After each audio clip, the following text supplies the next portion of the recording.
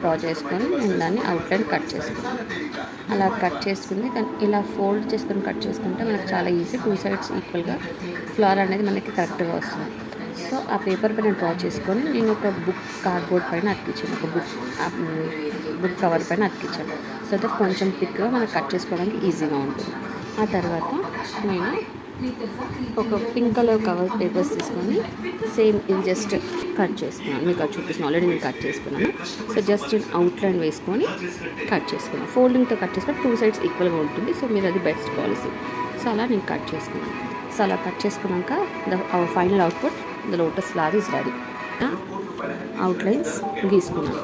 So you can see with pencil నేను ఇట్లా outlines తీసుకున్నాను. అలా అవుట్లైన్స్ తీసుకున్నాక ఈ అవుట్లైన్స్ని మనం పెయింట్ చేసుకుంటాం. సో తర్వాత ఇది తిక్కిన పేపర్ కనుక చికెన్ చమ్కీతో మనం ప్రిపరేషన్ ఏదైనా చేసుకోవచ్చు. లేదు అంటే డైరెక్ట్ మనం దీన్ని ఒక కార్డ్బోర్డ్, ఒక పట్ట ఏదైనా కార్డ్బోర్డ్ తీసుకొని థిక్ షీట్ అతికించుకుంటే మనకి లోటస్ హ్యాంగింగ్స్ రెడీ. ఎలా ఉందో కామెంట్ చేసి చెప్పండి. Hi, thank you for watching.